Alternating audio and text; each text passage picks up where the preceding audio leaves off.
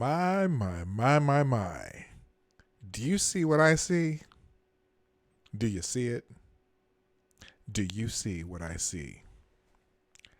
I think this stuff is working again. And I am so happy. Because I'm sure the sound's a little better, the look is a little better, and I am so happy to be here. But first, let's do a little intro. Hey. Ladies and gentlemen, coming to you live from the Lucky Dog Studio in a hidden location somewhere in the upper Midwest of the United States of America, it's a brother making his own way but with all the wrong opinions. Welcome to the Morning Night Live with your host, yours truly, Dawg Knight.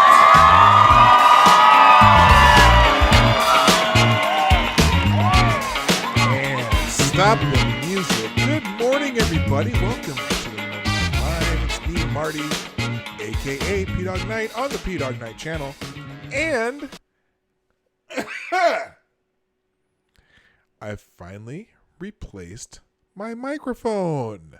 So it's got to sound a little better, at least a little bit. What's going on here? Oh, you might want to see me too. So anyway, we're back. Good morning, everybody. Jason Burns gets the bell because you're first. And good morning, Rolling Bear, Richo, Maniac Man, and whoever else is back in the Lurkville. I'm sure they're in there somewhere. So over the weekend, I actually went to a family reunion, and that was actually kind of fun. It was right here in the Twin Cities. Saw a bunch of family that I hadn't seen in a while. All the descendants of my great grandfather in my adopted family, George Warren. He was George Warren. Just a little background here. Sorry, I need to drink my. By the way, I do have my reparations coffee. George Warren was born a slave in North Carolina, and he was 7 years old at the end of the Civil War, and there was he and one of the boys who was the owner of the plantation he was on in North Carolina. They were playing in front of the house. Now, you'd think, when you think of a war, you think everything's in chaos, but it wasn't chaos. They were playing, he and the boy who lived in the farm, the plantation owners, whatever, were playing, and a group of Union soldiers came through. And these Union soldiers needed some fresh horses, and so they asked the two boys there, they asked them where are the horses on the farm. They were going to confiscate the horses. And so the boys showed them where the horses were. Well, the captain at the time, his name John Sherman, and we have some documentation of this.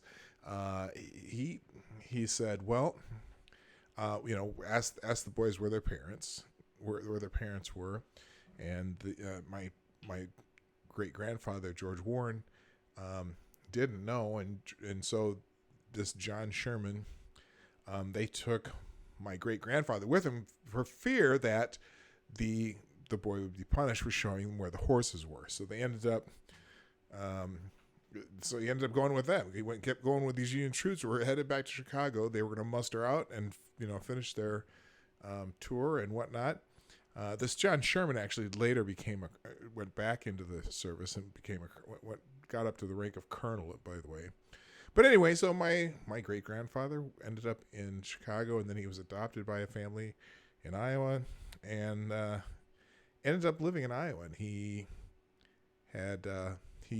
died owning an 80-acre farm in central Iowa, and that's where his family ended up. He started a family there.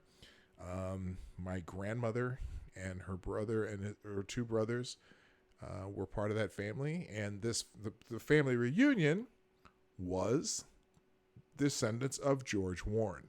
So, and that happened up here in the Twin Cities, and it was pretty fun. Haven't been to a family reunion in a while. We used to do it fairly regularly, but It was very cool. So anyway, also over the weekend, oh my, Donald Trump tweeted something, and the whole planet, well, not the whole planet, but the whole country lost their freaking mind. And so we got to learn more about the city of Baltimore than anyone ever wanted to know, if you haven't noticed. It seems like that's the only thing people have been talking about for the last few days.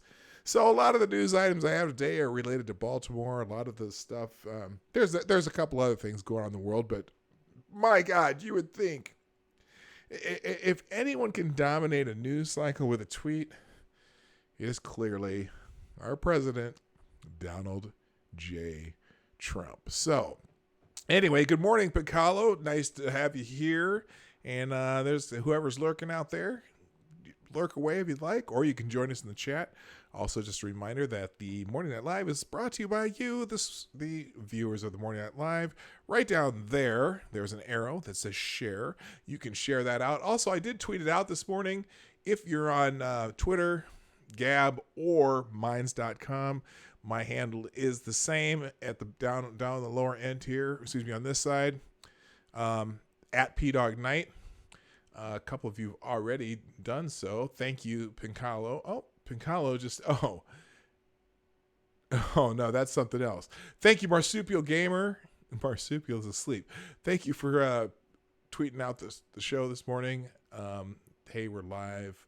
Let me just put this in the chat too, just so in case you want to just click that and retweet it, or like I said, on Minds or Gab, you can put it out there too. So thanks again for being here, everybody. We'll get it started because I know that all of you were so curious about the city of Baltimore, because I swear you would think that Baltimore was the most important city in America after this weekend. It was just insane how much people were talking about Baltimore this weekend. And basically, here's why, okay? Trump rimps. What the hell does rimp mean? Trump rips rodent-infested Baltimore in attack on brutal bully Elijah Cummings. Now, here's what happened.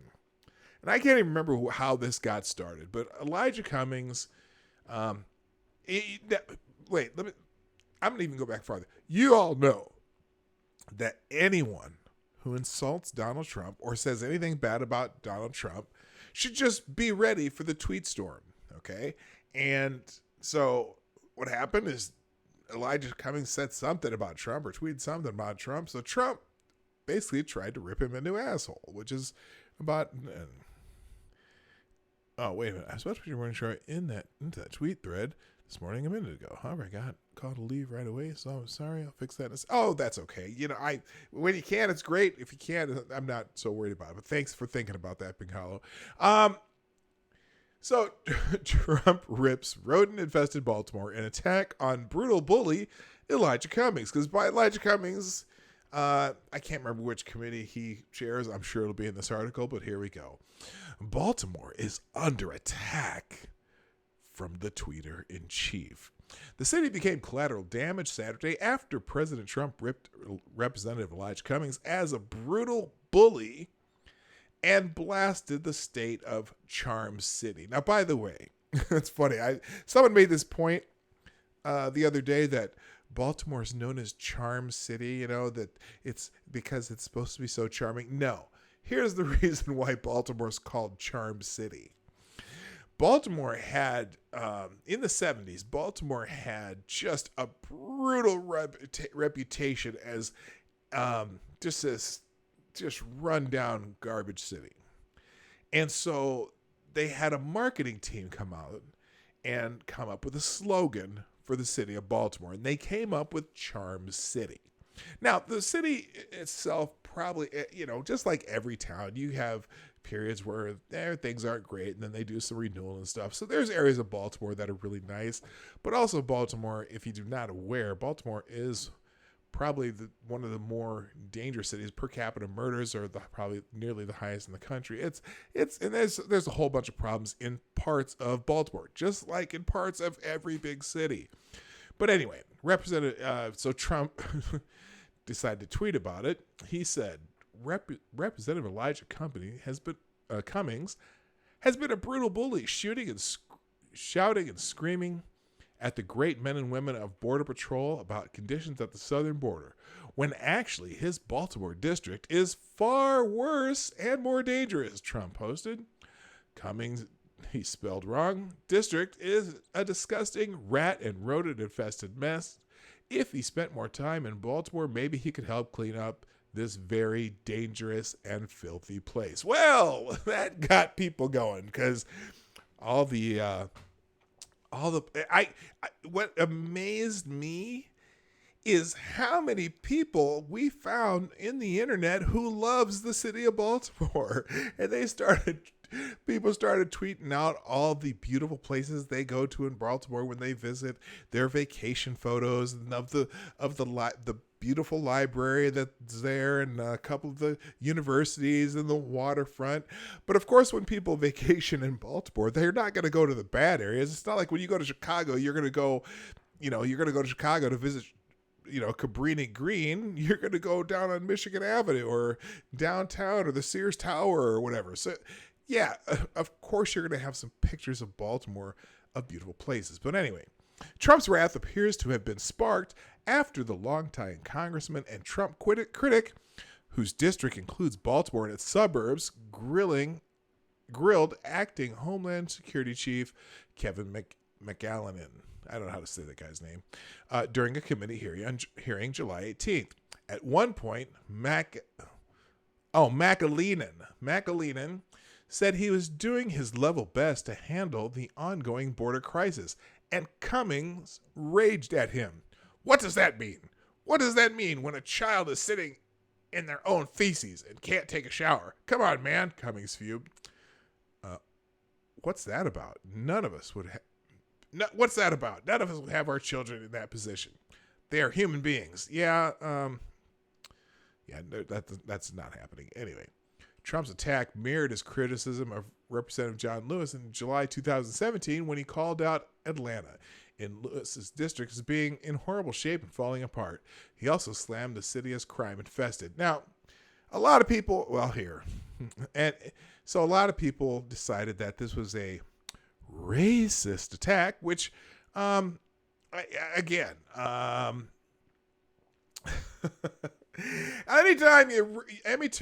you criticize someone who's not white, everyone decides it's a racist attack. No one remembers that, of course, he ripped Paul Ryan a new asshole recently, and he definitely ripped Jeff Sessions a new asshole recently, and he's definitely rips Robert Mueller a new asshole every once in a while. And, but of course, when it's someone of color, like my beautiful new colorful backgrounds, did you notice that? The computer's working again. Because anyway. Then, of course, it's going to be about race. And so, but Cummings responded to the president Saturday without directly addressing the criticism. Mr. President, I go home to my district daily. Each morning I wake up and I go and fight for my neighbors, he tweeted. It is my constitutional duty to conduct oversight of the executive branch, but it is my moral duty to fight for my constituents. Well, and then the Baltimore mayor got into it.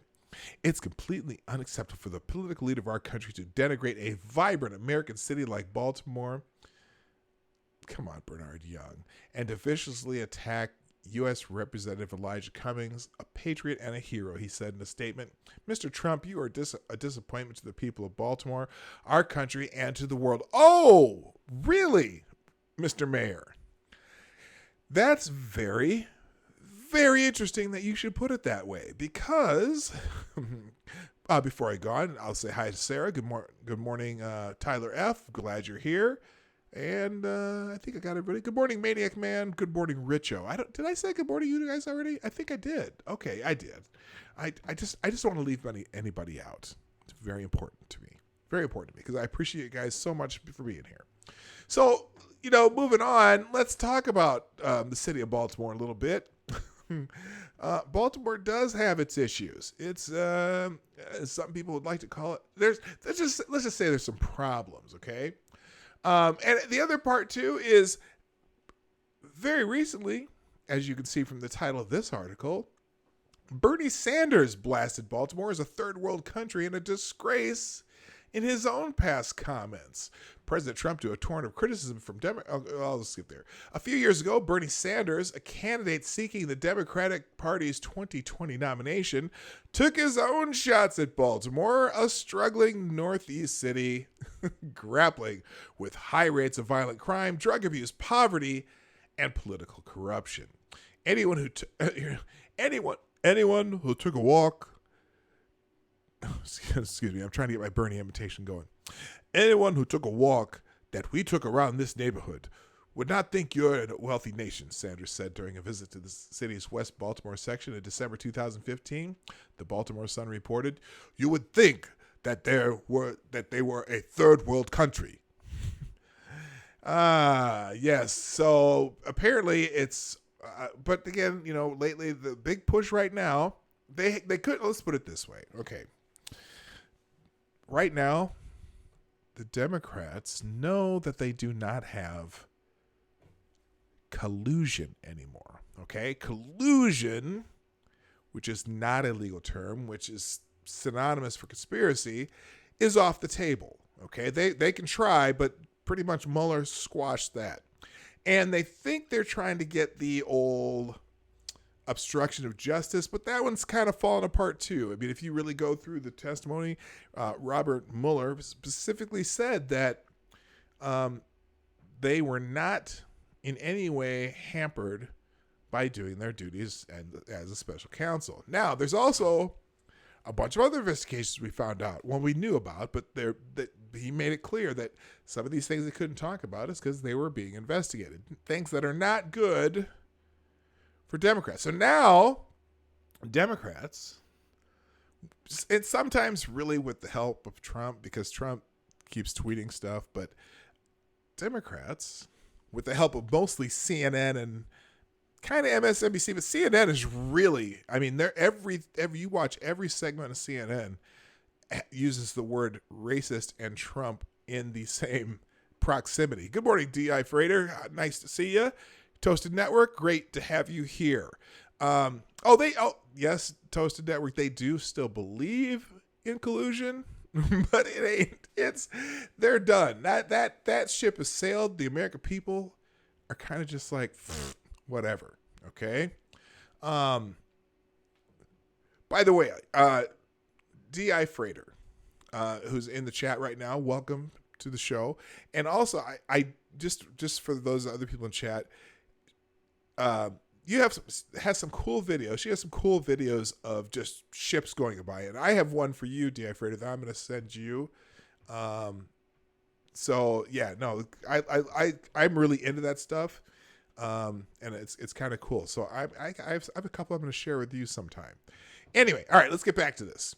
The independent senator, U.S. Senator from Vermont, also referred to Baltimore as a community in which half the people don't have jobs. We're talking about a community in which there are hundreds of buildings that are uninhabitable, he added, according to The Sun. Sanders was visiting a section of Baltimore where a 25-year-old black man named Freddie Gray was arrested earlier that year for allegedly possessing an illegal knife. Gray fell into a coma while in police custody and died a few days later, sparking a national outcry against members of the city's police department. So, anyway, Bernie Sanders himself, Mr. Social Democrat, whatever you call him, he also thinks Baltimore was a shithole. Not his exact words, but yeah, that's what he said. So, next one also. Now, of course, the big thing is, everything Trump does is racist, including this attack. This attack had nothing to do with Cummings' race. It had to do with his crappy district. But anyway, so Nancy Pelosi decides that she's going to call Trump's criticism of Elijah Cummings a racist attack. House Speaker Nancy Pelosi, Democrat California, went to bat for House Oversight Committee Chairman Elijah Cummings after President Trump criticized the Maryland lawmaker, describing the president's remarks as a racist attack. Trump issued sharp criticism of Cummings, calling him a brutal bully and for shouting and screaming at Border Patrol agents over conditions at the southern border, while Baltimore remains far worse and more dangerous. So Nancy Pelosi jumps in, saying, Representative Cummings is a champion of Congress and the country for civil rights and economic justice, a beloved leader in Baltimore and deeply valued colleague. We all reject racist attacks against him and support his steadfast leadership. Well, whatever, okay? Also, let's see. What else? Okay, so anyway, these hearings were because, the squad is calling everything concentration camps. Here, let's see. Oh, here it is. Here's the video of Cummings yelling at the Homeland Security people. This is fascinating. Oh, sound. Stories coming out. When we hear about stories coming out from you and your agency that everything is pretty good and you're doing a great job. I guess you feel like you're doing a great job, right? Is that what you're saying? We're doing our level best in a very challenging. What does that mean? What does that mean when a child is sitting in their own feces, can't take a shower? Come on, man. What's that about? None of us would have our children in that position. They are human beings. It's not the deed that you do to a child, it's the memory. It's the memory. Now, let me just stop here, because when he's yelling at this guy, do you think the child has the memory of walking across 3 countries? Do you think that is traumatic at all? Do you think a child who's tired and hungry being dragged across the country, sometimes by not even their own parents, or sometimes alone, just with some other kids, or a child's memory of being taken with these coyotes and put with people they don't even know and trekking across, the northern Mexico desert. Do you think that memory is any good either? At least they're getting fed. And, it's not an ideal situation, but we're overwhelmed at the freaking border. But anyway, let's see what else he's saying. We are the greatest country in the Good morning, MC. Good morning, Midnight in Exile. Thanks for being here. world. We are the ones that can go anywhere in the world and save people. Make sure that they have diapers. Make sure that they have toothbrushes. Make sure that they're not laying around defecating in some silver paper. Come on, we're better than that. Well, give them the funding they need then, sir. And change the laws. Figure out how to change the laws. Now, we'll get into that in a minute. But the agreement with Guatemala is a good thing. I'm foreshadowing. Hopefully I'll remember to talk about that. Anyway, so this is where the whole thing where Trump decided to tweet at him and whatever. So from there, then that's what happens. So Nancy Pelosi opens her mouth. And what does our president do? Well, of course, he's the tweeter in chief. Speaking of failing badly, has anyone seen what is happening in Nancy Pelosi's district in San Francisco? It's not even recognizable lately. Something must be done before it's too late. The Dems should stop wasting time on the witch hunt hoax and start focusing on the country. Because you know what? Oh, now let me ask you something. And in the chat, give me a 1 or 2 on this. 1 is Donald Trump's attack on Nancy Pelosi. Is Donald Trump's attack on Nancy Pelosi? Is it racist? Give me a 1 if it is. Give me a 2 if it's not.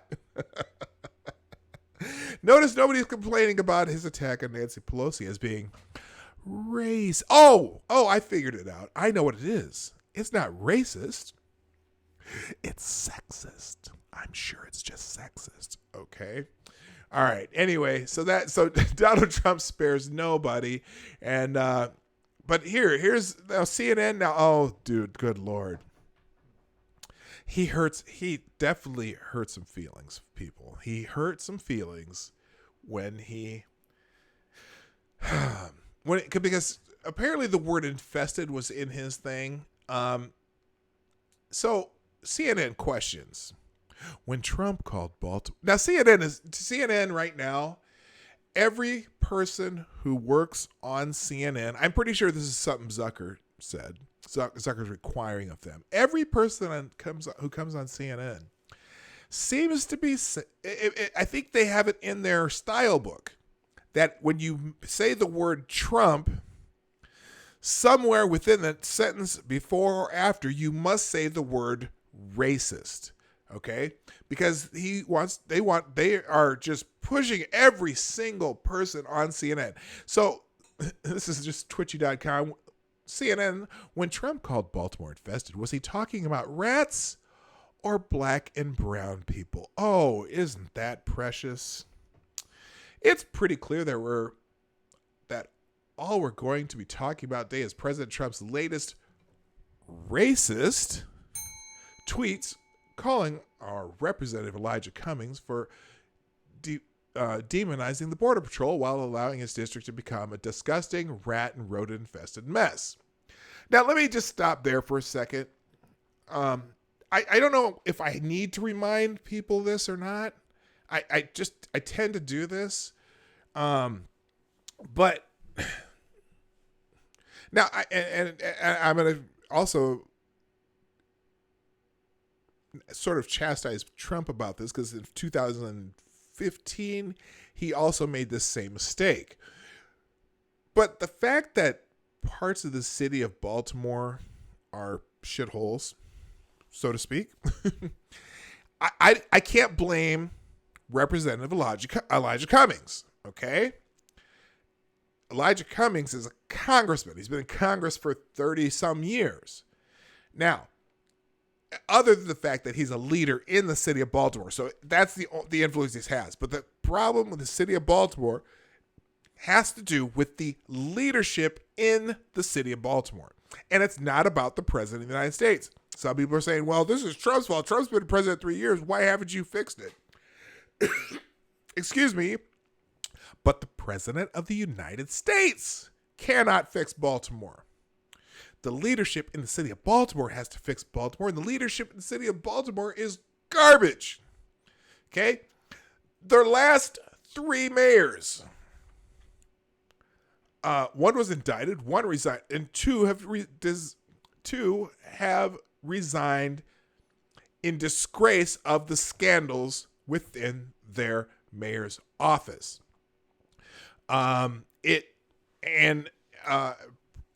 Thanks to the Freddie Gray trial in 2015, the riots in Baltimore didn't help. The DA in the city of Baltimore didn't help. They need to get their shit together. Okay, you can't blame it on Cummings. You can't blame it on the president. But unfortunately, in 2015, Trump said something about that too, and he said, the city of Baltimore's a shithole. Why hasn't Barack Obama done anything for these cities? But Barack Obama's the one who said he could help these cities. And unfortunately, Trump made the mistake, I could fix it. I'd fix that in a moment. He hasn't quite done that. But here's the other thing. Jobs are coming back, obviously, in the United States. So I'm not sure. And now we have these opportunity zones. You hope that someone takes advantage of that and maybe helps fix the city of Baltimore. But anyway, that's my aside. Of course, the hottest takes. Let's see. A lot of blue check marks are jumping in to White Knight for Cummings in some weird ways, like challenging Trump to spend one night where Cummings lives.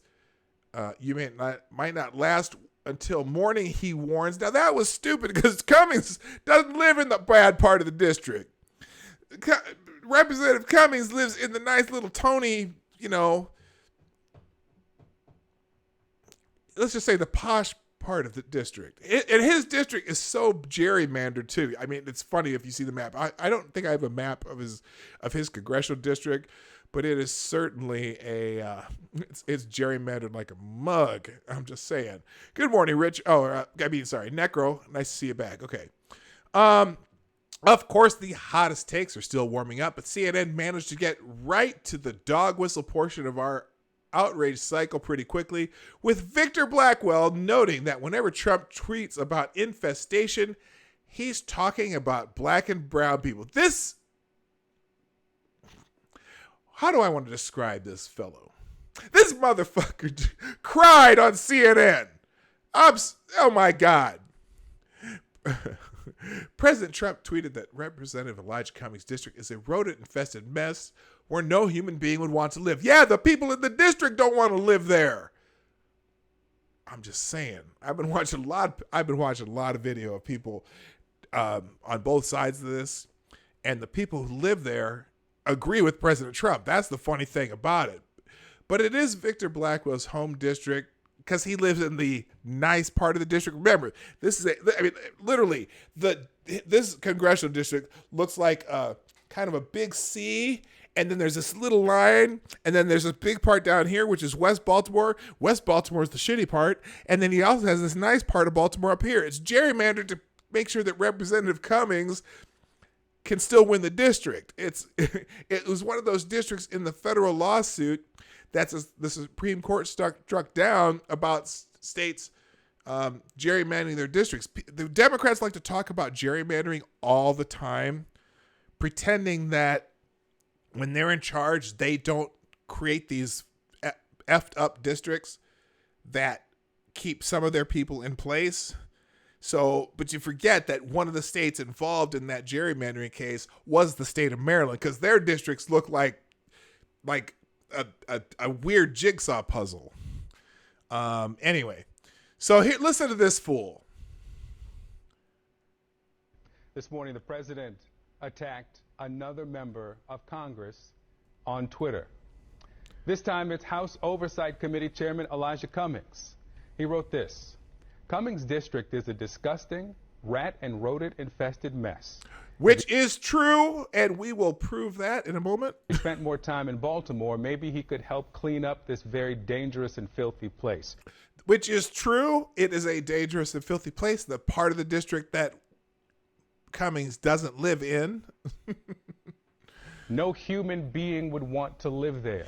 Which is true. The people who live there don't want to live there. Infested. Infested with? Now he's going to make this infested about something it's not. That's usually reserved for references to rodents and insects. But yes, and Baltimore has one of the worst rodent problems in the country, according to the rodent experts known as Orkin. Orkin has a list of the top rodent-infested cities in the country, and I think Baltimore's number 7 or 8 on the list. So, and also you'll see in a minute. This woman who is doing the reporting on this district had lots of great videos just showing the problems in the part of the district that he was talking about. Now, here's the problem. Now, the president happened to be watching Fox and Friends, which the president tends to do. And all of a sudden, when he's watching Fox and Friends, he tends to tweet stuff that he sees on TV. And this Kimberly Klacik, who is a Republican strategist who lives in Baltimore, did a report on some of the most blighted areas of the city. And so this is when Trump was tweeting this out after he watched this report. Yes, Ohio does have some message. There's bad places in every city in America.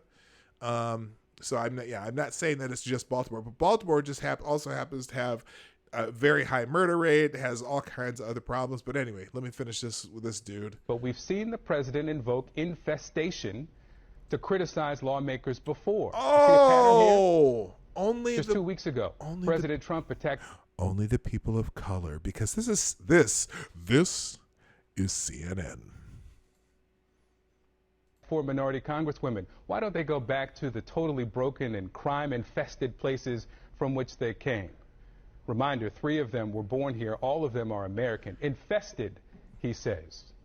A week before his inauguration, January 2017, Congressman John Lewis should spend more time on fixing and helping his district, which is in horrible shape and falling apart, not to mention crime-infested. Yes, crime-infested. That's a word. And San Francisco is poop infested. Actually, I was just in for San Francisco about a month ago, and fortunately, we did not come across any human feces as we were walking around the city. So that made me happy. Of course, we were in mostly in the Escondidero, whatever district, and Fisherman's Wharf, and we were in areas where there weren't a lot of homeless people. Although in the part of downtown where we stayed in an old hotel downtown, and there were, you could see the remnants of homeless people around. But anyway, moving on. Donald Trump has tweeted more than 43,000 times. He's insulted thousands of people, many different types of people. Yes, all different races and even people in his own party. But let this guy finish, because I want you to see what this guy does here. Anyway, I'm going to let you see it here. But when he tweets about infestation, it's about black and brown people. Oh! September 2004. I think he literally was talking about the rats in the city of Baltimore. 14, at the height of an urgent health emergency. Why are we sending thousands of ill-trained soldiers into Ebola-infested areas of Africa? Okay, so clearly he uses the word infested as a common term for places where something is prominent. So they're sending people into the prominently Ebola. I'm using the word infested. Okay? Or where there's crime is prominent, infested. Where rodents are prominent, infested. Okay? No, but this is CNN. CNN is almost, if you watch any show, like I said, any show on CNN, everything is racist now, because they've lost the game on everything else. So they're going to try to hammer home racist. But it's like the boy who cried wolf.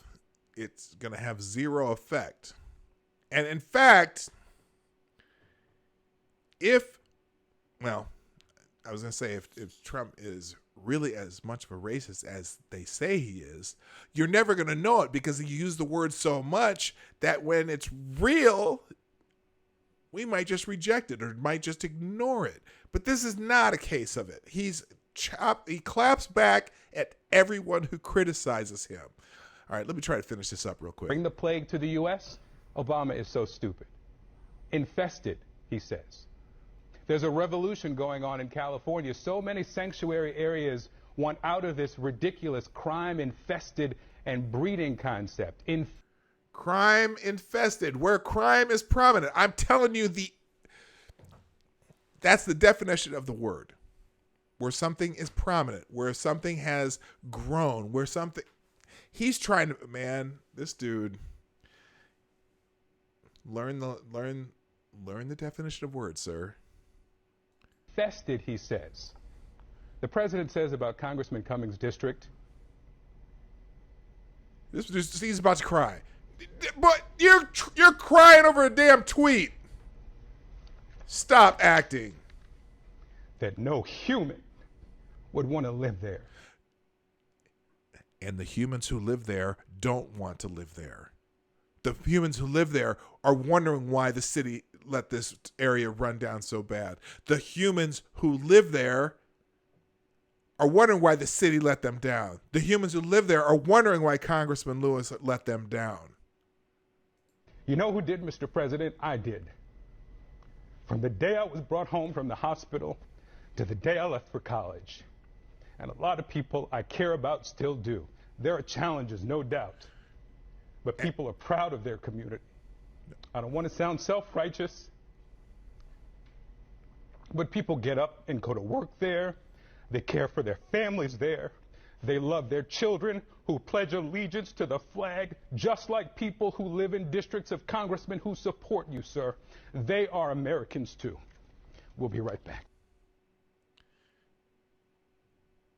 Now, let's look at another one here. So I'm going to stay on Twitchy here because they got the videos that I was looking for. So Trump wasn't literally talking about, as though Trump wasn't literally talking about the roads infested city. So here's Kimberly Klasek. She's a member of the Baltimore County Republican Central Committee. And she brought receipts. She got receipts. Thank you, Twitchy, for putting these videos up. Let's listen to Kimberly here. Hey everyone, crazy news day, right? You got Robert Mueller trying to answer questions about a report he clearly did not write. Another video. I just wanted to bring you a sneak peek into what I've been finding out in West Baltimore. I thought I could conclude this thing, but I can't. I've got more people that actually want to be interviewed for this piece, which is exciting because I think everybody should know how bad West Baltimore truly is. So Elijah Cummings, this is his district, he said that his constituents were afraid of President Trump on a morning talk show on a Sunday.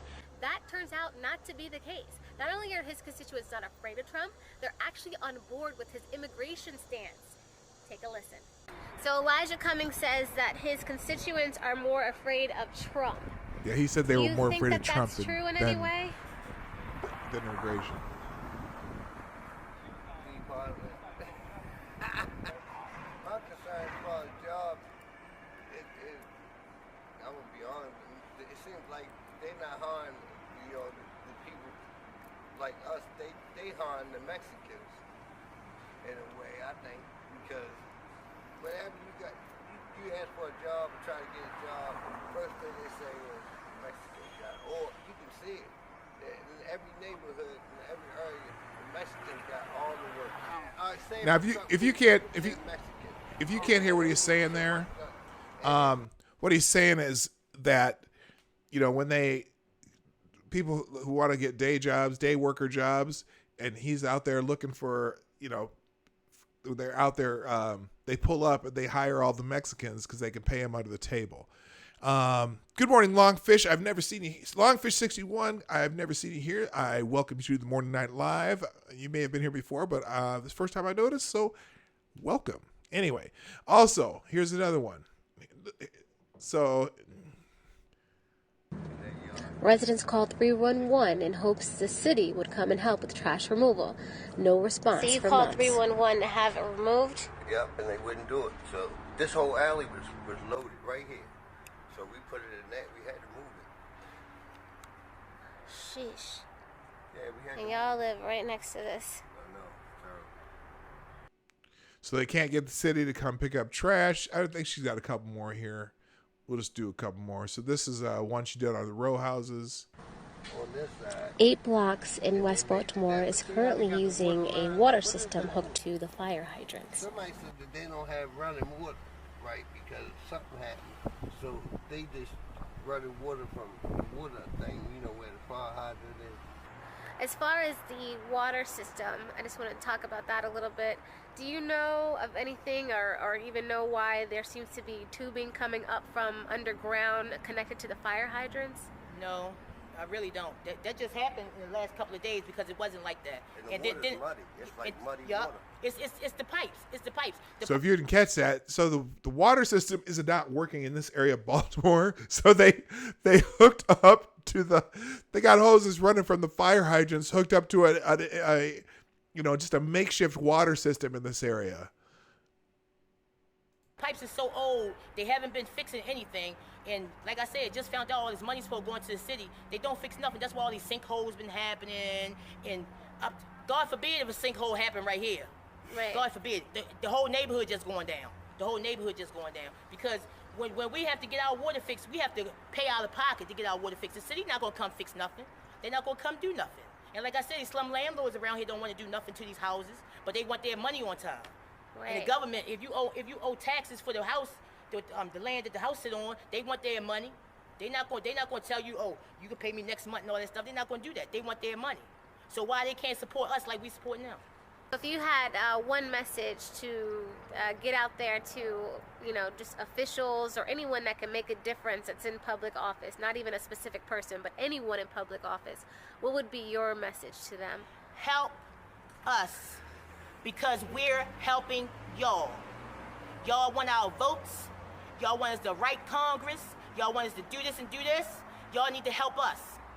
Once y'all start helping us, maybe the neighborhood, maybe Baltimore will get better. So anyway, all right. So moving on here also. So this is this is the gal who shared the videos of Cummings District to quell feigned media outrage over Trump's tweets. The anti-Trump media is responding with its usual collective uproar. The president posted a series of tweets about what a dangerous and filthy mess Representative Elijah Cummings' district is, but they are neglecting to offer any context behind the president's remark. Let's begin with the most important thing. Trump is right, and there's video of the Maryland's Democrats' district that proves it. Calling Cummings a brutal bully, the president pulled no punches in declaring the House Oversight Committee's shared district the worst run and most dangerous anywhere in the United States. Predictably, Democrats and their media allies rushed to call Trump a racist because Cummings is an African American. CNN led the way with a ridiculous notion that the term infested is a racist code word. Nope. Rats. Lots of rats. Anyway, no one bothered to explain what prompted the president to say the things he said, and that's where their narrative folds like a cheap lawn chair. Just prior to Trump's tweets, Fox and Friends had just aired a segment featuring Kimberly Klacik, our lovely Kimberly Klacik, a black Republican strategist and Fox News contributor who was in Cummings' district. She talked about the living conditions in Baltimore, and Trump's tweets repeated information from this segment. So this was the segment. I think that, how long is this segment? I can't even say. You feel like you're doing a great job, right? Is that what you're saying? We're doing our level best in a very What does that mean? Come on, man. What's that about? None of us would have our children in that position. Toasted. They are human beings. Well, Democrats like Congressman Elijah Cummings say they care about how migrants are being treated at the border. But what about the families and people in their own district? Congressman Cummings was elected to represent West Baltimore, but living conditions at the border are better than most areas in his district. The city lined with abandoned buildings and trash on the streets. Our next guest is a Maryland resident who took these videos to see what it's really like. Joining us now with more Republican strategist Kimberly Klacik. Kimberly, thank you for being here. Thanks for having me. So what did you find was going on in Cummings' district? May I add that she's a fine individual. Just saying. Yeah, so, there is a crisis at the border, but there's also a crisis in Baltimore. And I don't think many people realize this, but Congressman Cummings represents the most dangerous district in America. So I went into the district to basically ask people if they were scared of Trump. Congressman Cummings said on a talk show on last Sunday, I believe, that his constituents were afraid of Trump. And as I go in and I start talking to people, I realize just what the living conditions are. The people don't, how can they be afraid of Trump? What has Trump done to people in these cities? Nothing. It's not like they're here illegally. It's not like they're, what would they be afraid of? That Cummings saying that they're afraid of Trump. They're not afraid of Trump. There's jobs. A lot of these people have jobs now because of Trump, not because of Trump. I made that mistake. Presidents don't create jobs. Conditions that the president helps create helps businesses create jobs. Okay, so that's what Trump has done right. He's been helping change the conditions so businesses can create jobs. But the president don't create jobs. Anyway, for not just the residents, but even the children there and what they've been playing around. There's abandoned row homes filled with trash, homeless addicts, empty needles that they have used, and it's really right next door. So it's attracting rodents, cockroaches, you name it. But, you know, to have Congressman Cummings talk about the situation at the border is just, it's laughable because the conditions in his own district, and a lot of people said he hasn't even been there in a while, are atrocious. And not to mention, those that live there, I didn't find anyone that said they were afraid of Trump. You know, this is a deadly district where we had, I guess 2 days ago, 8 people were shot in less than 5 hours. So to say that they're afraid of Trump is just ridiculous. But I did find out that there are many people that are actually... Speaking of which, apparently the deputy police commissioner for the city of Baltimore was robbed at gunpoint by 2 youths. I mean, come on. The deputy police commissioner gets robbed at gunpoint by a couple 16-year-old kids. Hey, good morning, RVA. Nice to see you here. Yes, that's an important clarification. Presidents don't create jobs. They create conditions. But businesses create jobs, and people got to understand that. If you want more jobs, you find a way to make it easier for businesses to do their thing. Okay? On board with Trump's immigration policies. So I don't know who he was talking to in his district, but it wasn't the people I spoke to. Let's take a listen to the district residents' message to elected officials, and then I want to get your reaction. Let's see if this is the same thing or not. Help. That's the same gal. Hang on. Okay, anyway, you get the point there. Let's see. Then my last one here. Now, apparently some Democrats think this is bad for Trump, David Axelrod. But, you know, David Axelrod was wrong about Hillary Clinton, too. But he says if Trump loses in 2020, him slamming Cummings in Baltimore will be why. Yeah, that remains to be seen. I bet he gets more votes in Baltimore for slamming Cummings. David Axelrod, former President Barack Obama's chief campaign strategist, said Saturday that President Donald Trump's criticism of Elijah Cummings and the Democrat-run city of Baltimore could cost him the 2020 election. Well, I'll tell you, because CNN is going to keep riding this racist train as long as they can. If Donald Trump loses in 2020, this will be why, Axelrod wrote on Twitter. Every single day he subjects the country he was elected to lead to a stream of ugly, divisive bombast. It's exhausting and it's destructive. It's unworthy of post. Now, I personally, you know me, those of you who watch me long enough, you know I wish they would take his iPhone away for a while, or at very least, have somebody sit with him and say, you want to read that again before you hit send? But in any case, you know what? Trump dominates the conversation in this country like nobody ever has. And I think, you know, in some ways it's refreshing, but in some ways I'm like, dude, put the phone down. Put the phone down. Sorry, I didn't mean to yell at y'all.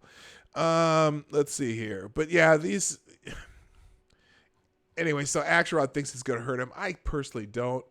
And then here's the everything else was the shot.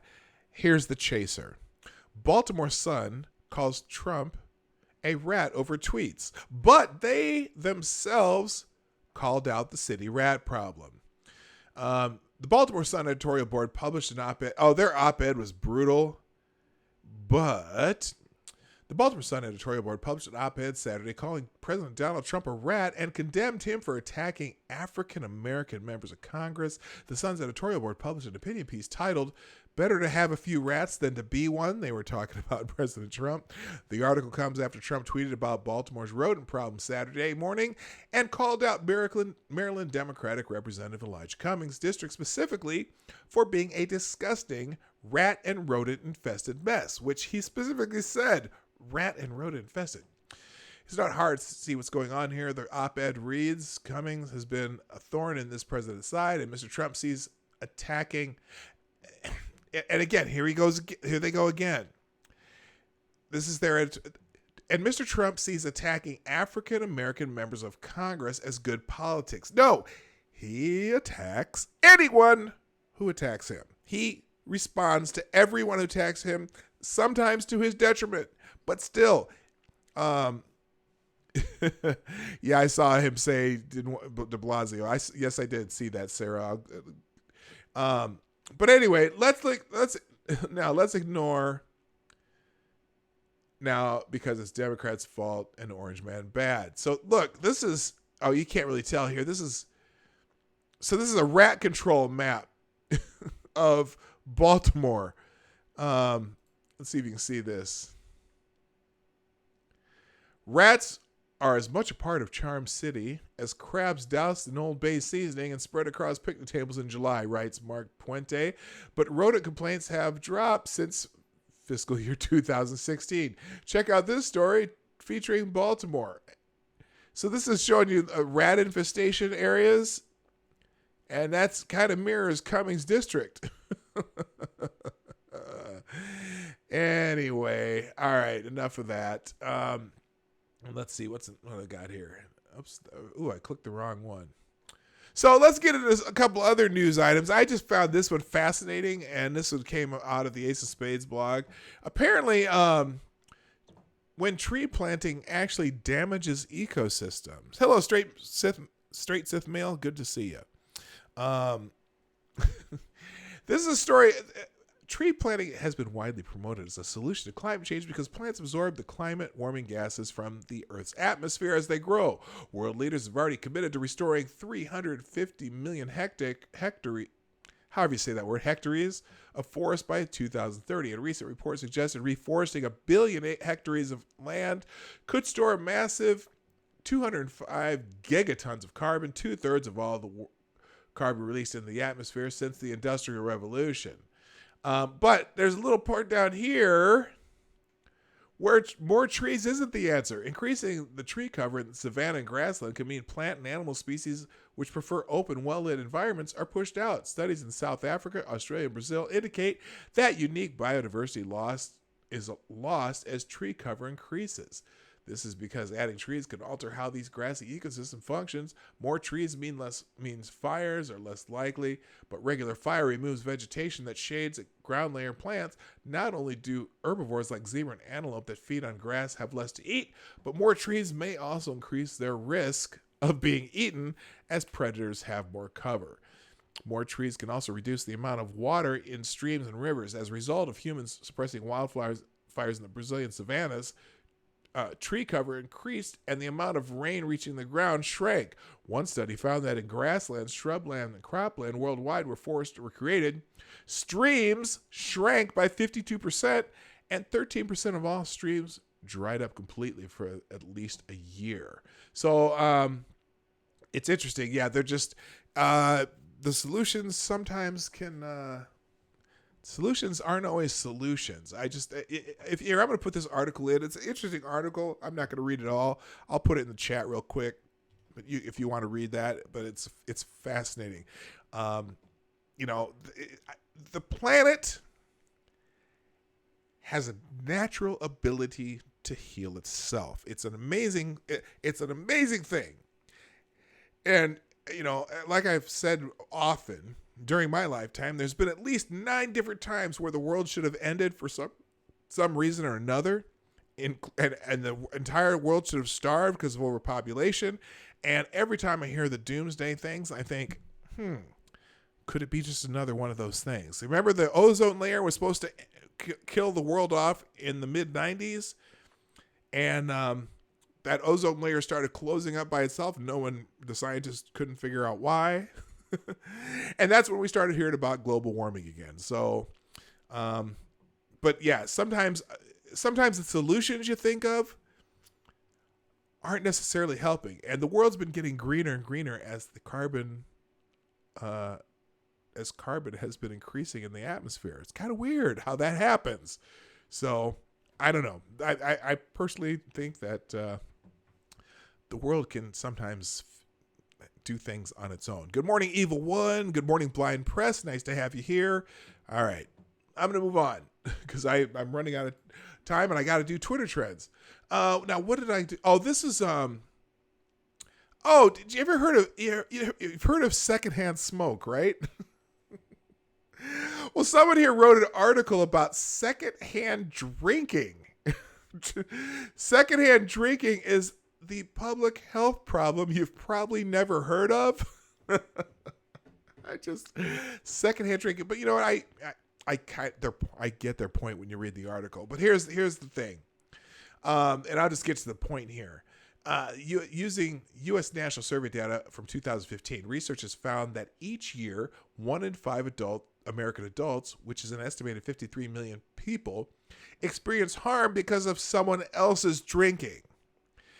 These harms include things like threats or harassment, which was most commonly cited, as well as physical aggression, drunk driving, and even financial or family problems. What's more, the authors found that the burden of secondhand drinking was not experienced equally. Young people under the age of 25 were mostly on the receiving end, and in the year previous to the survey, some 21% of women and 23% of men said they experienced harm because of someone else's alcohol abuse. And of course, people of color are most affected because we're most affected by everything, right? Okay, that's not in the article. I was just being a smartass.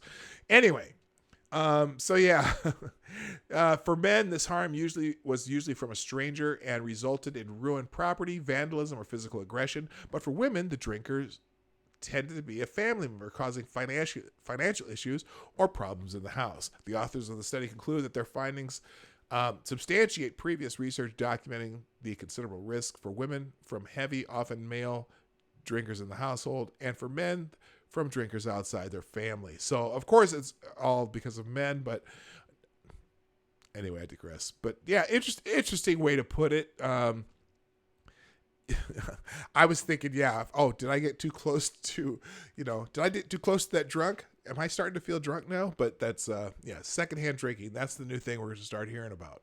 All right, moving on. Hey, Devin Nunes says, getting into some politics here, or some of the the Russia investigation, whatever. Devin Nunes, CIA has come clean, but John Brennan remains a concern. Representative Devin Nunes, the top Republican on the House Intelligence Committee, said the CIA has come clean for his review of the early stages of Trump investigations. Oh, that's going to be bad for somebody. Some people in some people in the CIA are talking. But during a Fox News interview Sunday, he said former CIA Director John Brennan. I don't know if any of you all watch H.A. Goodman ever, but he likes to say, John Brennan. John Brennan still needs to answer questions. Host Maria Bartiromo asked the California congressman which agency, the FBI or CIA, was more likely to have lined up confidential sources to make contact with members of the Trump campaign under suspicion for ties with Russia. Well, as you know, we have jurisdiction over both the FBI and CIA and what they do overseas, Nunes said on Sunday Morning Futures. We have a lot of information about FBI people going overseas and doing things. We really don't have any information from CIA. He added, so far, they've really come clean. I would say the only one who has questions to answer is John Brennan, because we now know that John Brennan briefed Harry Reid on the dossier in August 2016. I'm telling you, man, almost all of this kind of goes back to John Brennan somehow. It's interesting, fascinating. And he's the one who's chirping the most on Twitter at the president, like as if he started to get nervous about these investigations. It's just fascinating.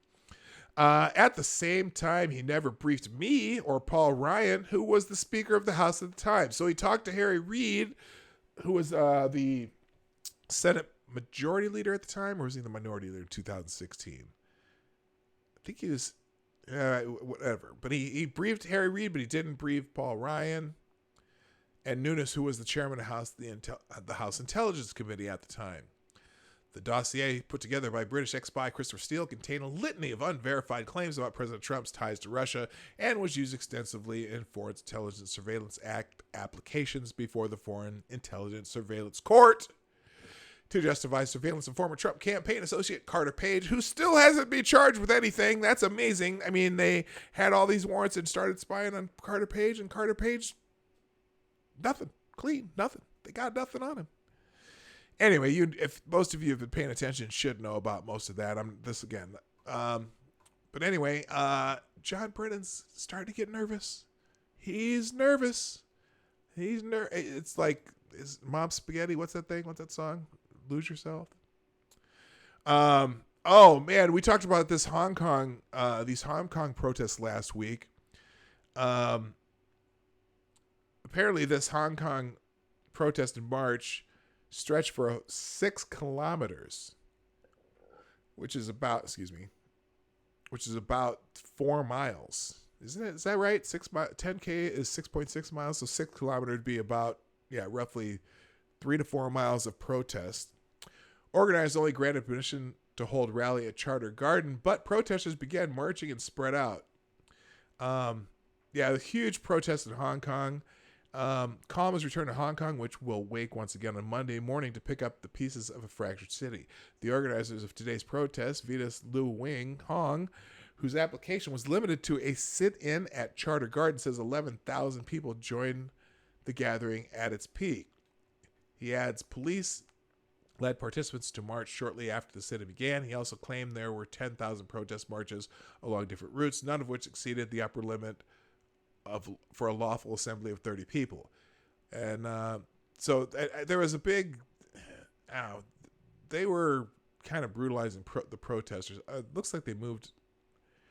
Oh, I see what they did. So they spread them out all over the city, and because they kept them in groups of 30 or less so they wouldn't get harassed by police, but they moved them all along the city. So the protests in Hong Kong are still going on. Just thought you'd want to know that. All right. Now this other one too. Apparently there's some migrants who are suing the U.S. government for lasting harm caused by being separated from their children at the border. Now this is fascinating because I wonder if anyone... Oh, I heard a little beep. I heard one of those bells. What was that for? Let's see here. Oh, thank you, RVA, for the $2 super chat via Streamlabs. By the way, I do super chats. I just don't do them through YouTube because I'm not monetized. But if you want to do super chats, in the link down below, there's a Streamlabs link where you can do that. Thank you, RVA Dar, the $2 super chat for the Nigerian royalty. Yes, if you aren't familiar with my story, yes, I do have. I'm a prince. I just am. My father is a tribal chief. My natural father is a tribal chief in Nigeria. And good morning, Cynical Lindsay and Johnny Hellcat. I'm sorry. Screen is off center. Oh, I can fix that. Oh, I see what happened here. You know what? I've been messing around with this a little bit. Here, let's fix this real quick. Here.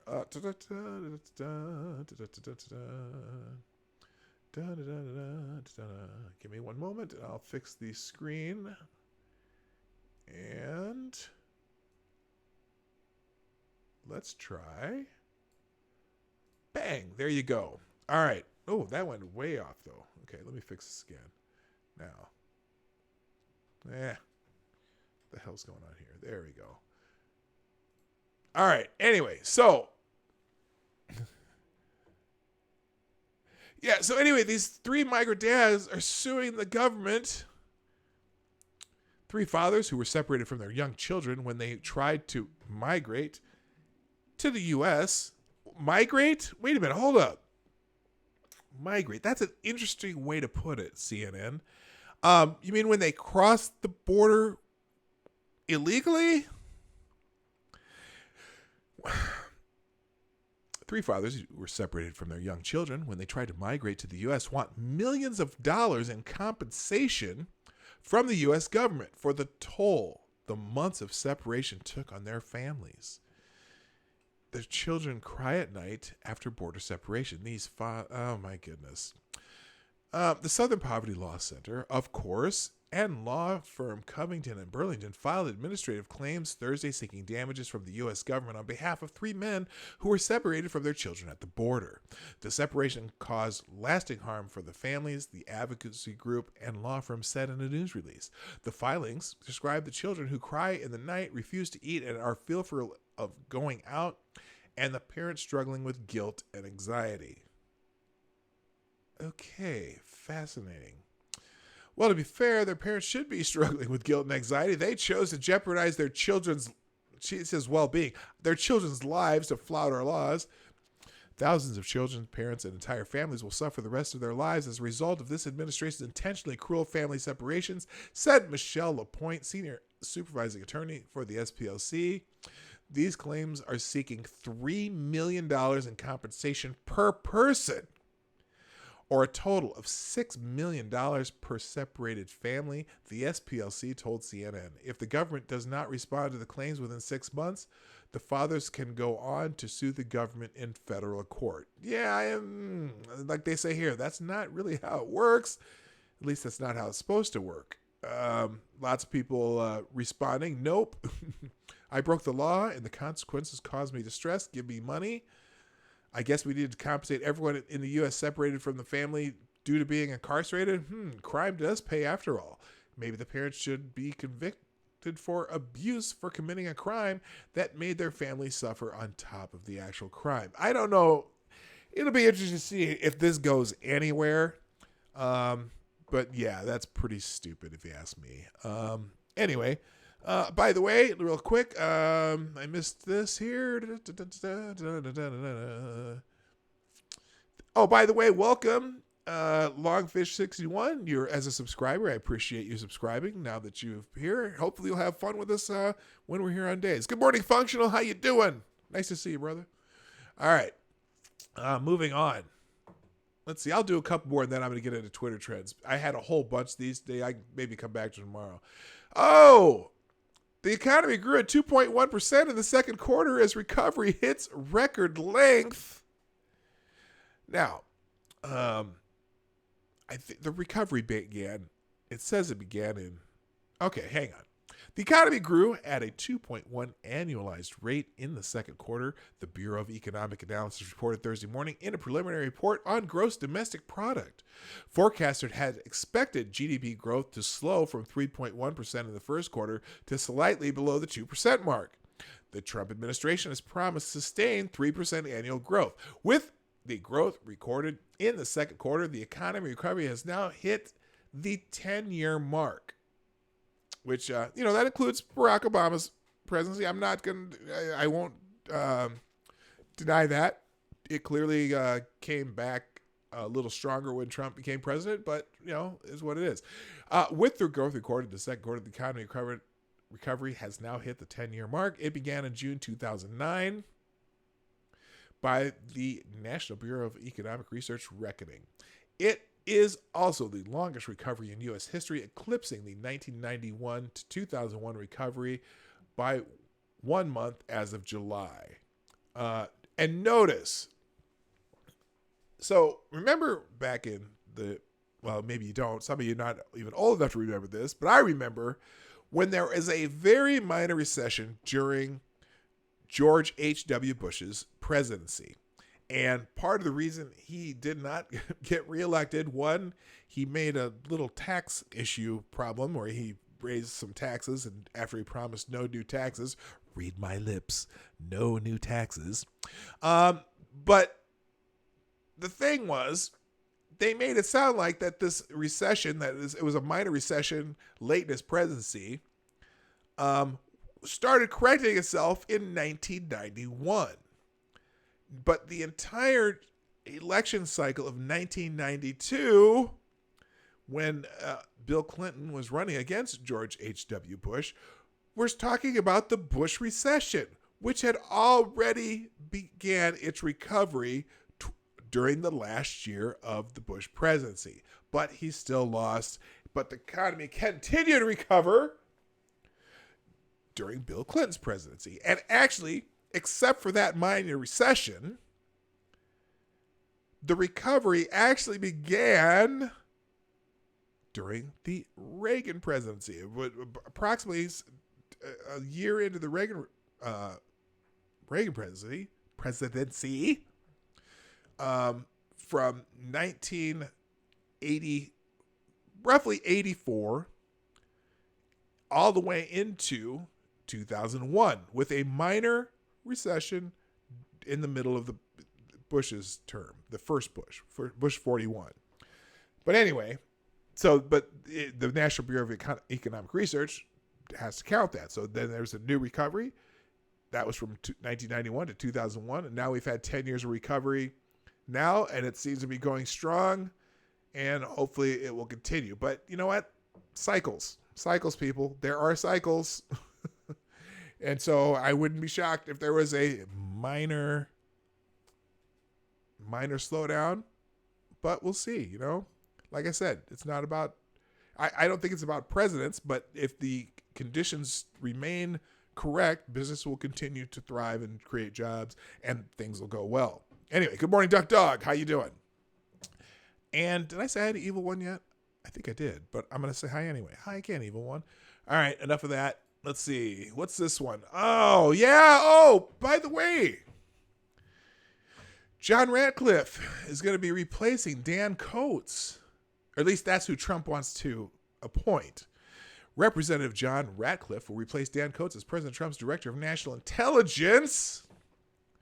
Trump announced the change up on Sunday, confirming reports from earlier in the day that the Texas Republican was a favorite to replace Dan Coats at the position. Now, some people are really, really salty about this because they're saying, well, now Trump's going to have all his cronies in all the leadership positions at all these agencies, and he can just become a dictator now. Morons. Every president has their people appointed into the leaders of these agencies.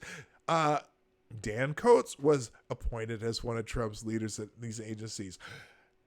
Jeff Sessions was appointed as the leader in one of these agencies. Of course, the president's going to have his people appointed to the leaders of these agencies. What do you think? Now, obviously, John Ratcliffe did stir up a little bit of hornet's nest when it comes to the Democrats because his questioning of Robert Mueller, well, of course, you could say this about anyone who questioned Robert Mueller, didn't actually make Robert Mueller look like he was in charge of anything during this last 2 years, even though supposedly he wrote that report.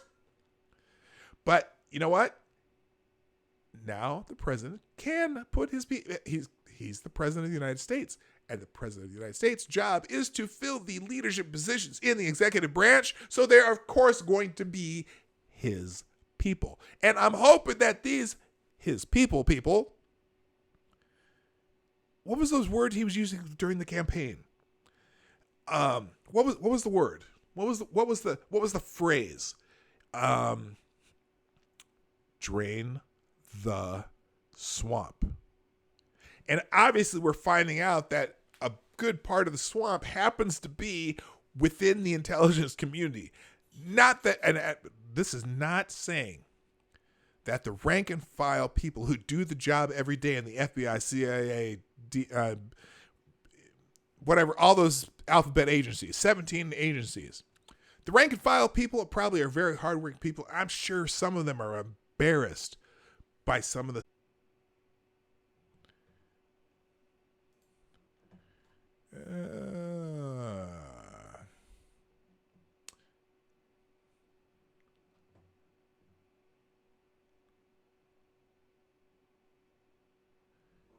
check 1 2. I think I'm back. We'll see in a second.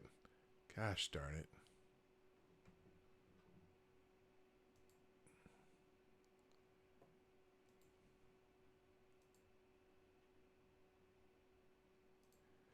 Am I back?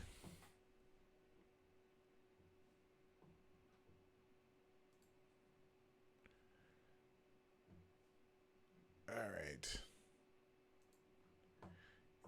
Oh, man. I don't know what happened there, folks, but hopefully this is me again.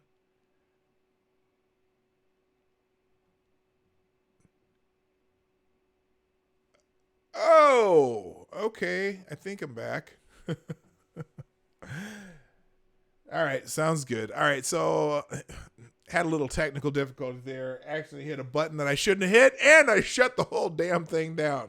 Tell you what, here's what we're going to do. And I'm just making sure this is all working. Looks right. All right. Okay, we're good. Thank you. All right. Tell you what. Forget that article because everything just went to crap and the whole thing shut down. So let's just do a real quick set of Twitter trends, see what's happening in the world. Let's talk about what's happening on Twitter right now so that we'll find out what people are going to be talking about for the rest of the day. But there's one problem with that. There's one major problem with the Twitter trends today. And it has to do with the fact that everything Donald Trump tweets trends. And unfortunately, he's been tweeting up a storm over the weekend. And nearly everything on Twitter trending has something to do with Donald Trump. So we're going to get into that. I just think it's somewhat hilarious. Although I see a few more I see a few more things that popped up. But let's get into the Twitter trends for today. Number one, though, of course, it's Monday. And every Monday, well, every day of the week, really, but every Monday especially, the top thing trending is going to be something to do with Monday. Today it's Monday motivation. You know what? I'm going to let me stretch this, change this. So let me make an adjustment here real quick so that it's a little easier to see. Yeah,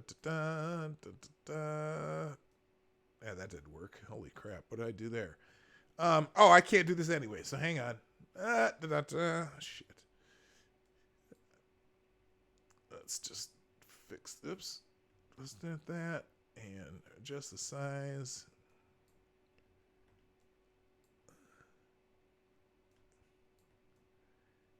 Man, okay, let's do that. All right. Anyway, Monday motivation is number one. We'll find one good motivating thing.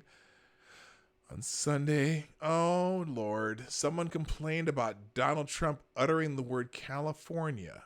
How dare you utter the word California? You have made it perfectly clear that you hate our state and that you sold your soul to Russia, the NRA. Not that you ever had a soul, you racist rat. Interesting. Now, what did Donald Trump tweet that got that up? Law enforcement is at the scene of shootings in Gilroy, California. Yeah, Gilroy. Oh, man. Another shooting in a... Okay, reports are that the shooter has not been apprehended. Be careful, be safe. And this person's... You know what? I get it. You hate Trump, but you know what? He's giving out information that people need, and why would you bitch when he does something right? And this is Trump doing the right thing for even under your circumstances. Don't trash Trump when he does something right. I will criticize Trump when he does stupid things, and I do it plenty. But you know what? Of course, I don't have Trump derangement syndrome like a lot of these people do. But if Trump does something right, don't bitch at him for when he does something. How dare you utter the word California? Bitch, please. So anyway, Kurt Schlichter, being a smartass, California. Okay, whatever. There's got to be at least one good Monday motivation. This is, what? Whether it's near or far, Marines always have Monday in their sights. There's some Marines training with some weapons and bullets and mortars and all kinds of stuff. Okay, that's, let's see. Wakey, wakey, or I bite your facey. That's a Wolf Conversation effort. Oh my gosh, this dude has a moose in his yard, just laying down in the sprinkler. 100 degrees in Anchorage, Alaska. So this moose is laying in the sprinkler. That's hilarious. Oh, that is actually very funny. Oh, that's great. Time to be great. Monday motivation. Who is this? Oh, the Philadelphia Eagles going out to practice. I don't care. The Minnesota Vikings moved their training camp to my town, which is Eagan, Minnesota. And they are just right down the road here. They used to do their training camp in Mankato, which is about 40, 50 miles away. That's where my daughter went to college. But now they do it here. They built a real cool facility there, and they actually have a practice stadium that they allow high school teams to come have their games there every once in a while. So a lot of the teams around the city get to play one game in the Vikings practice facility in a really nice little stadium. It's a nice setup they got there. Anyway, all right, moving on. Number 2. It's still Al Sharpton. Al Sharpton is trending, and now I'm glad it's not because he passed away. I'm not, I don't hate Al Sharpton. Oh, by the way, let's see here. I got to get my chat back so I can see it. Yeah, technical difficulties sometimes happen. I'm assuming the stream didn't completely close down because I don't think I had to start a whole completely new stream, did I? YouTube is not getting enough video. Well, hopefully you're getting enough video. It looks pretty smooth to me. Anyway, back to Twitter trends. Al Sharpton is trending, though. President Trump goes after Al Sharpton, labeling him a con man and a troublemaker who hates whites and cops. Okay. It's fascinating. Let's see if they have Trump's tweet here. Yes. So when Trump talked about Baltimore, for some reason, Al Sharpton decided to go to Baltimore, or I don't know, maybe he has a picture here. Al Sharpton arrived in D.C. from Atlanta, headed to Baltimore. Long day, but can't stop. And apparently he's there because Al Sharpton because Trump decided to talk about Baltimore. And so Trump decided to tweet about Al Sharpton. And now Al Sharpton is trending number 2. I have known Al for 25 years. Went to fights with him and Don King. Always got along well. He loved Trump. He would ask me for favors often. Al is a con man, a troublemaker, always looking for a score, just doing his thing. Must have intimidated Combat Cast NBC. Hates whites and cops. So he's getting chewed up for that one. And then down here, Al Sharpton would always ask me to go to his events. He would say, it's a personal favor to me. Seldom, but sometimes I would go. It was fine. He came to my office in Trump Tower during the presidential campaign to apologize for the way he was talking about me. Just a con man at work. Now, a lot of people have seen President Trump as a con man over the years. Now, I'm not going to say he was or wasn't, but he's a flamboyant New York billionaire or whatever. But Trump so Al Sharpton decided to tweet out, Trump at National Action Network convention in 2006, telling James Brown and Jesse Jackson why he respects my work. Different tune now. Well, yeah, Trump was a Democrat back then, I think, still. And also he was getting awards from back then, so maybe he was schmoozing. I don't know. Trump says I'm a troublemaker and a con man. I do make trouble for bigots, he says. If he really thought I was a con man, maybe he would want me in his cabinet. So, shots fired by Reverend Al. Now, there's plenty of people around here so basically, Reverend Al is getting it from both sides. Some people love him, some people hate him. Whatever. Al Sharpton is a trip. Al Sharpton, he's a grievance grifter. That's what I call him, grievance grifter. But he's one of the original grievance grifters. Really, like, take Jesse Jackson, for example. Originally, Jesse Jackson was absolutely an important part of the community, okay? He was actually, his thing was be proud of who you are. And it got to his head, and he kind of moved into the grievance grifter arena. But Jackson, originally Jackson was always someone who originally tried to do good for the black community. Al Sharpton was always just a grievance grifter, man. He was just, oh man. If you're too young to really know about Al Sharpton, look him up. There's plenty on him. Anyway, Kamala Harris, the Reverend Al, spent his life fighting for what's right and working to improve our nation and his pocketbook. Even in the face of hate, it's shameful and yet unsurprising that Trump would continue to attack those who have done so much for our country. And then just another blue check mark. Trump attacks Al Sharpton hours before a planned news conference in Baltimore. You know what? Al Sharpton's an opportunist.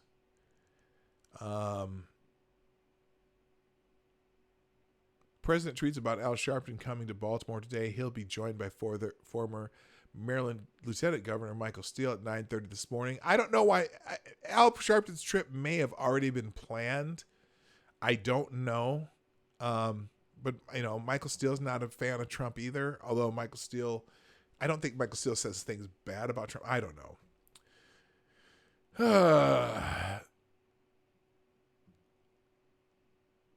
Randy, another blue check mark. The president tweets Al Sharpton hates whites one day after tweeting racist language about Baltimore. It was not racist language. It's ask the residents of Baltimore. Ask the residents of Baltimore. There are plenty of receipts, people. There are plenty of receipts. It's not racist language. Now, that's just because it is infested with rats. Ask the people of Baltimore. A week after starting a Twitter feud with another black member of Congress, telling her to go back. Okay, they want to make it about black people, but you know what? The same week he got into a Twitter spat with Paul Ryan. Paul Ryan from the whitest part of Wisconsin. It's what Trump does.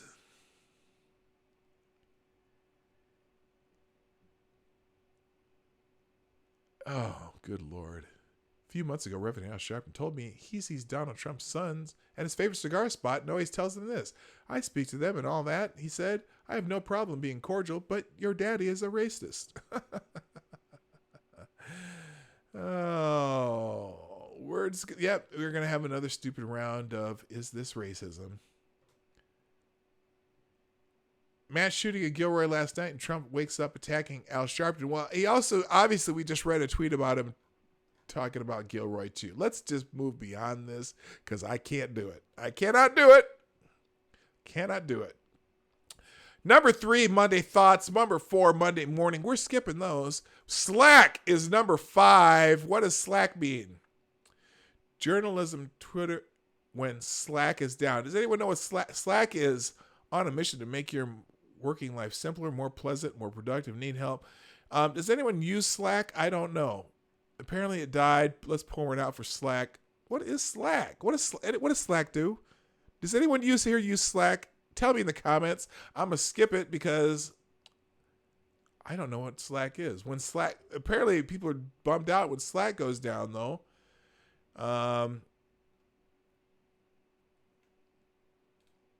Interesting. Slack is down. Break out the backup communication method. Slack is a mass email service. Oh, okay. And apparently all these morons use it. I don't use Slack. Okay, never mind. Moving on. Okay, Monday mood. Enough. National Chicken Wing Day. Okay, this is what I can support. National Chicken Wing Day. Trending. I bet you Buffalo Wild Wings has something to do with this. Happy National Chicken Wing Day. Here's a chicken wing wrapped in cheese. Oh Lord. That's some heart attack waiting to happen. National Chicken Wing Day. Reminder that it's still lemon pepper on my motherfucking wings for Rick Ross. I do love just wings that are just lemon pepper on the grill. Make it myself. Happy National Chicken Wing Day to celebrate. We're settling the debate. Favorite for Team Flats, retweet for Team Drums. I'll tell you what, in the chat,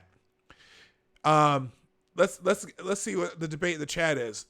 1 for flats, 2 for drummies. I know that what I'm going to put on here is sacrilege to most people, but 1 for flats, 2 for drummies. Vote now. Get your vote in now.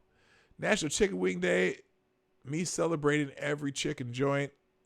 Function, you always got to be difficult. You always got to be difficult, don't you? That's all right. I still love you, brother. All right. Anyway, so I'm surprised there wasn't a Buffalo Wild Wings ad somewhere in the top 20 spots of this. But anyway, it's National Chicken Wing Day, people. National Chicken. Anyway, Michael Irvin is, Michael Irvin is trending. Why is Michael Irvin trending? Stephen A. Smith wants no smoke at all with Michael Irvin when he's on one. What did Michael Irvin go off about?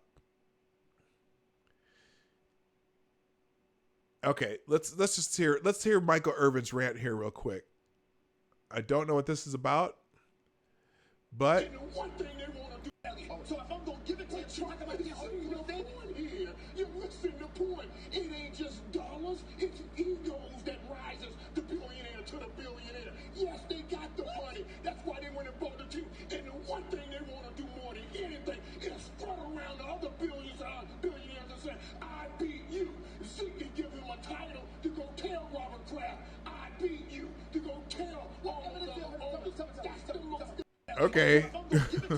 He got serious there. And then apparently. Okay, I understand. Michael Irvin, do you know what Scoopachumana means? This is just a joke. Anyway, Michael Irvin went off on First Take. Don't know why. Tawana Brawley's trending because of Al Sharpton. If you're too young to know who Tawana Brawley is, look that up. That tells you a whole lot about Al Sharpton. Al Sharpton, this Tawana Brawley, they faked a gang rape and brought this girl out saying some white men came and raped her. Then they found out she was lying. Al Sharpton is a race hustling extortionist who launched his career calling for violence against Jews and peddling the lies of rape hoaxer Tawana Brawley. That's the response to Kamala Harris. Anyone who lived in New York City, as I did when Al Sharpton was the maestro of the Tawana Brawley cops raped her, a fake cop rape con, which tore the city apart before it was finally exposed as a hoax, might tend to agree with President Trump. That's a low point of one of a couple. Well, there's more than one low point of Al Sharpton's career. He actually, I still don't appreciate him because he's still a grievance grifter, but he kind of had a short period where he wasn't a dickhead of time, but yeah, his legacy is not that pleasing. So Tawana Brawley, again, that thanks to Trump, Tawana Brawley is trending. Now, Stephen Romero, if you're familiar, there was this a victim of Sunday's shooting at Gilroy's Garlic Fest in Northern California, included a 6-year-old boy named Stephen Romero.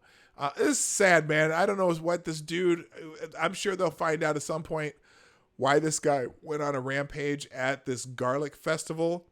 There's a lot of footage of people running around at this festival getting away from the gunfire. There's a verified GoFundMe for the family of Stephen Romero, who was 6 years old, tragically killed in the Gilroy Festival shooting. Campaign launched by South County Chrysler Jeep Dodge Ram Fiat for the Romeros. All the money will be transferred to the family. Shame on this nation for its inaction. Well, Sean, so Al Sharpton, trending today, grievance grifter extraordinaire. He's OG. Somebody said, I saw it earlier in the chat, he's OG grievance grifter. Was the predecessor to the Sean Kings and DeRoys of the world. Grievance grifter. I'm sure Sean King's going to find a way to make some money off this shooting in California because that's what Sean King does. And you know what? This is what Shannon Watts wasn't in the wrong place at the wrong time. He was in the right place in a nation with the wrong gun laws. Acting his honor and the others killed and injured in the Gilroy shooting. Now let's remind you where the Gilroy shooting happened. the Gilroy shooting happened in California, where they have some of the strongest gun laws in the nation. And I'm pretty sure that this Gilroy place was probably a no gun zone. Criminals are going to be criminals.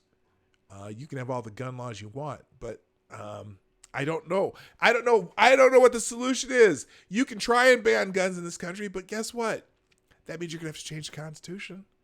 I don't know the details behind this. Let's see. Let's see if there's an article here. Hopefully, is it just okay? This is about the kid. They're going to trot this kid out as, this is they're going to wave this bloody shirt, and it's sad. They're going to use this kid.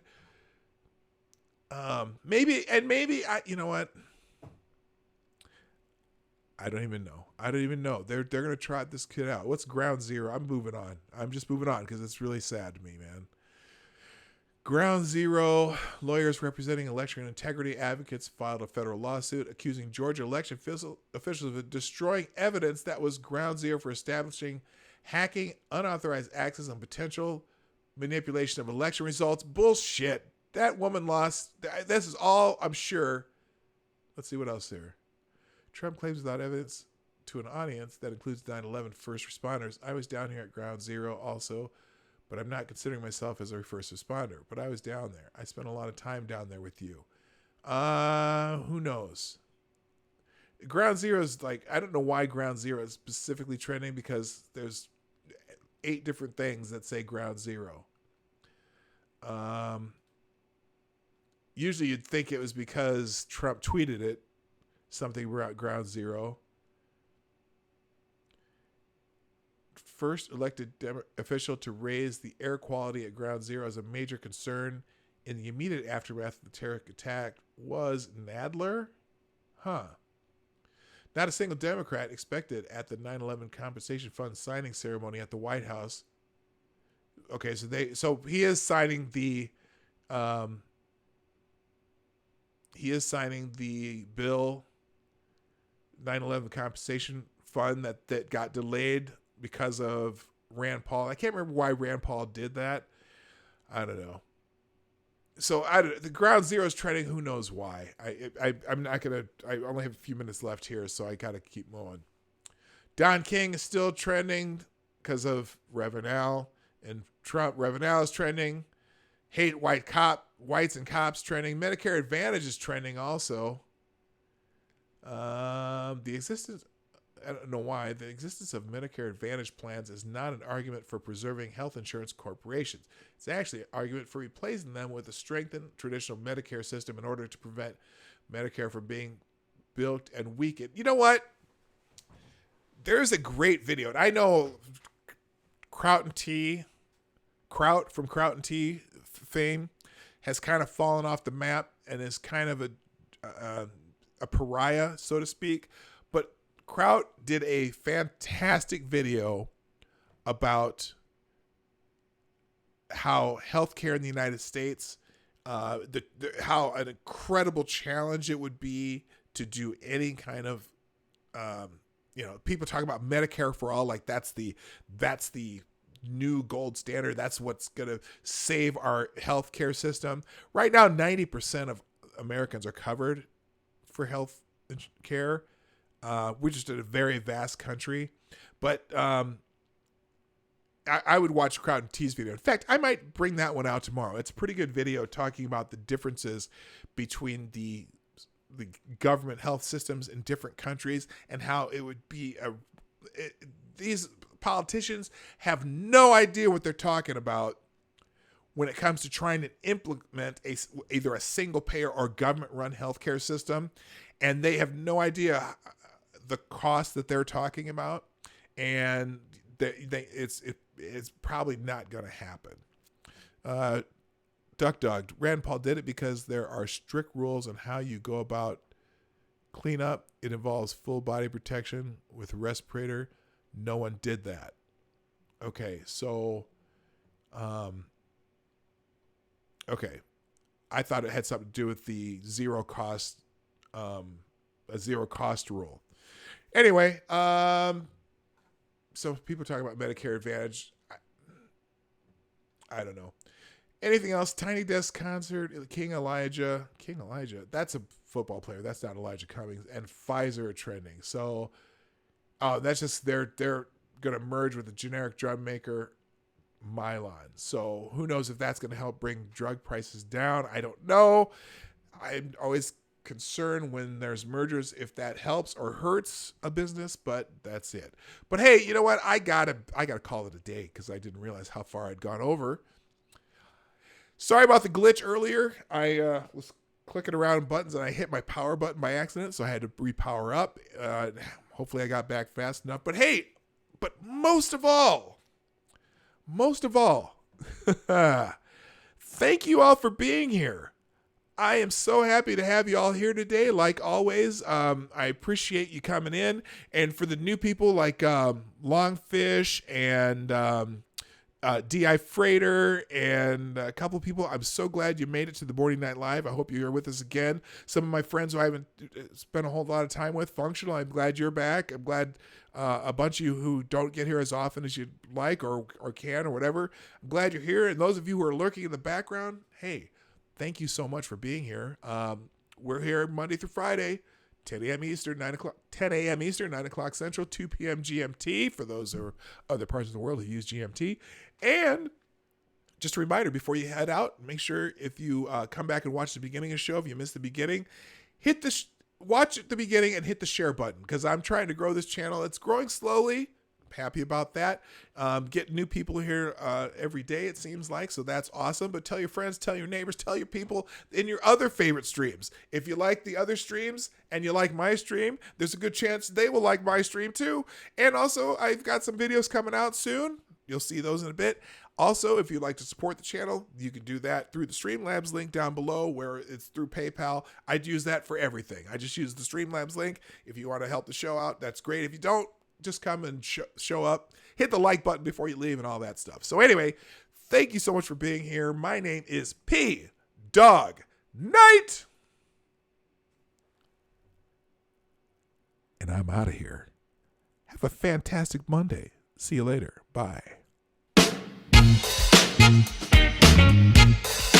Ladies and gentlemen, coming to you live from the Lucky Dog Studio in a hidden location somewhere in the upper Midwest of the United States of America, it's a brother making his own way but with all the wrong opinions.